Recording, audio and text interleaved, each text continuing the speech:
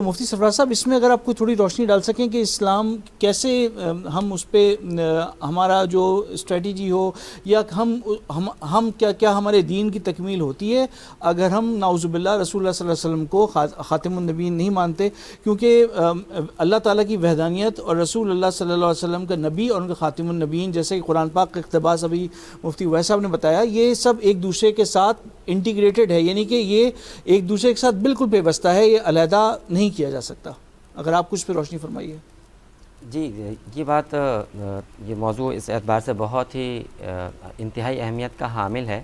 کہ عقیدہ ختم نبوت ہمارے عقیدے کا، ہمارے بلیفز کا حصہ ہے، اور یہ بات بھی ہمارے ذہن میں ہونی چاہیے کہ عقائد میں جو ہے وہ کمپرومائز نہیں ہوتا۔ عقائد میں جو ہے وہ کمپرومائز نہیں ہے کہ تھوڑا سا بھی عقیدے کے اندر جو ہے وہ اگر تبدیلی ہو تو انسان جو ہے وہ دائرہ اسلام سے کہیں اور جا سکتا ہے۔ لہذا یہ بات اگر آپ پریکٹیکل پرسپیکٹیو سے دیکھیں تو ہمارے معاشرے کے اندر بھی اگر ایک سوسائٹی ڈیولپ ہوتی ہے تو ان میں جو خرابیاں ہوتی ہیں ان کا اظہار کیا جاتا ہے، اس کو پوائنٹ آؤٹ کیا جاتا ہے تاکہ وہ خرابی ختم ہو۔ تو جب یہ چیز دنیاوی اعتبار سے بھی انتہائی اہمیت کی حامل ہے اور پازیٹیو وے میں دیکھی جاتی ہے، تو دینی اعتبار سے بھی، کیونکہ ہر انسان جو ہے وہ کمبینیشن ہے جسم کا اور روح کا، تو روحانی اعتبار سے بھی اللہ رب العزت نے اس بات کو بالکل طے کر دیا کہ دینی معاملات کے اندر اور اسپیشلی جو ہے وہ عقائد کے اندر اگر جو تبدیلی ہوتی ہے اور اس میں تھوڑی بہت کمی بیشی ہوتی ہے تو وہ نظر انداز جو ہے وہ نہیں کیا سکتی ہے۔ اور یہ بات بھی جو ہے وہ آپ کہہ لیں کہ ملحوظہ خاطر رہنی چاہیے کہ جو منکر نبوت ہیں ان کا پیچھے بیک گراؤنڈ، ان کا جو موٹیو، ان کا جو آبجیکٹو ہے وہ کیا ہے۔ تو یہ بات بہت اہمیت کی حامل ہے کہ جتنے بھی مدعین نبوت آئے جھوٹے، ان سب کا جو اصل مقصد کہ ایک تو حب جاہ، حب مال تو ہے ہی ہے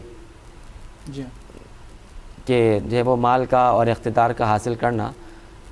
دوسری چیز جو ہمیں نظر آتی ہے کہ شروع سے یہ چیز نان بلیورز کی اسٹریٹجی رہی ہے کہ مسلمانوں میں ایک ایسی اتھارٹی کو لا کر کھڑا کر دینا جو کہ دینی احکام کو جو پیچھے گزر چکے منسوخ کر سکیں، کہ بھئی اب یہ حکم باقی نہیں ہے، اب جو ہے وہ اس حکم کے اندر یہ تبدیلی آ گئی، حالانکہ رسول پاک صلی اللہ علیہ وسلم آخری نبی ہمارا ایمان ہے۔ تو عقائد کے اندر اس طریقے سے تبدیلی کر دینا یا اس طریقے سے دینی احکامات کے اندر جو ہے وہ تبدیلی کر دینا، جس کو آج کی دنیا میں جو ہے وہ اجتہاد کے نام سے لے کے آیا جاتا ہے اور دوسرے ناموں سے جو ہے وہ لے کر آیا جاتا ہے، تو علماء کرام نے اس پر محنت کی، اور رسول پاک صلی اللہ علیہ وسلم کی زندگی کے اندر بھی واقعات ہمیں ملتے ہیں۔ آپ صلی اللہ علیہ وسلم کی زندگی میں جو ہے وہ یمامہ کا جو مسلمہ کذاب کی مثال لے لیجیے آپ، اور اسود عنسی کی مثال لے لیجیے، تو آپ صلی اللہ علیہ وسلم کیا اس معاملے میں آپ کی حکمت عملی کیا رہی؟ وہ کسی سے جو ہے وہ ایسا نہیں کہ جو ہے وہ سامنے نہیں، تاریخ کا جو ہے ہماری سیرت کا حصہ ہے کہ آپ صلی اللہ علیہ وسلم اور صحابہ کرام نے اس پر کیا انسٹینس لیے۔ تو لہذا کیونکہ ختم نبوت کا تعلق ہمارے عقیدے سے، اور عقیدے میں تھوڑی سی بھی کمی بیشی جو ہے وہ ایکسیپٹیبل نہیں ہے، لہذا اس پر ضرور جو ہے روشنی ڈالنا اور اس کو صحیح طور پر سمجھنا ہمارے بلیفز کا حصہ ہے،